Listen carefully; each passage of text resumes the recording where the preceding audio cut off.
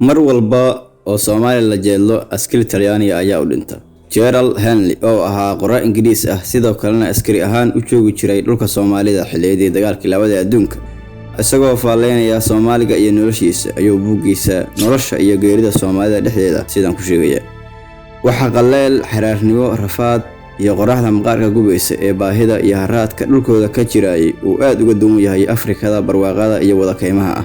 dhabtii ma jiraan dadka dhibaato iyo shido badan dadka deegaankoodu ka bilowdo buurta Mount ee Kenya kuna baahsan ilaa daadega buuraha Absiniya ee Ethiopia ee dhanka kalena gaarsiisan ilaa iyo fiinta Cape Gardafu ee Ras Aseer, halkaas oo dabeelaha xagaagu joogto yihiin sidoo kalena libaax badeedyada waaweynaaday ee joogto u dhexyaacayaan badweynta biyaheedu khafiifka yihiin. marna ma sawiran kartid dugaagnimada dadkaasi adiguna arkin tooreyda iyo warmaha ay sitaan, indhahooda cabsida leh, timaha madow booreystay ee laablaabmaya. waa geeljira madax adag ku nool dhul kulkiisa aadan dhagaxa taaba karin, ku jira dagaalo dhiig qubad ah oo aan la xasuusan karin sidii uu ku bilowday, balse lagu xuso in dhiig qubadka la sii wado. waxaa jinsiyada kala duwan ku nool Afrika waa kuwa ugu wanaagsan in lagu dhex noolaado, waana kuwa ugu dhibka badan, iskula weyn, ugu geesisan, isula quman, ugu naxariista daran, ugu saaxiibtinimada fiican waa Soomaalida. waxa aan aqaan baadari Talyaani Masiixi ah kaas oo 30 sano dhex wareegayay Soomaalida, balse laba qof oo kaliya ayaa raacday. weliba waxa aan la siyaabanahay sida labadaas qof ay ku raaceen. ma jiraan dad nabiga uga jacayl badan haddana uu aqoon liita, balse ayaga dambigoodu ma ahan inay yihiin jaahiliin. caqli badnaantooda dabiiciga ah ma jiro wax la barbar dhigi karo. marka ay kacaanada waxbarashadu ay soo gaaraan dhulkooda, dhabtii naftooda iyo Afrika way anfici doonaan.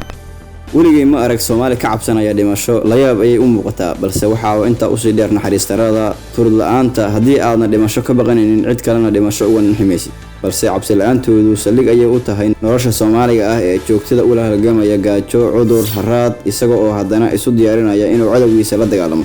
cadawgiisa oo Soomaali kale ah uuna ku farxayo daadinta dhiigiisa, ama cadawgiisa kale oo Etoobiyaanka ah ee doonaya inuu dhulkiisa xukumo, ama cadawgaas oo noqon kara ninka cadaanka ah ee dhawaan dhulkiisa ugu yimid. mar walba oo Soomaali jeeda lagu dhifto, askari Talyaani ah ayaa la dilaa. intii aan dhul saxare ah marayay oo dhan, Soomaalidu waa dadka ugu aqliga badan ee arkay. reer miyigaas qarniyo badan ku noolaa geela, ma la heli doonaa qof xal u hela sida geesinimadiisa iyo aqli badnaantooda looga faa'iideysan lahaa. ma jiro aadana ka adag reer miyiga Soomaaliga ah, hal qof xitaa.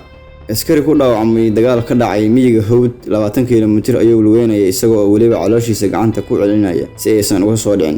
haddii uu ka bogsaday dhaawiciina, dib ayuu dagaaladii ugu laabtay. ogow dumarkoodana waa kuwa naf ahaan u awood badan sida raggooda.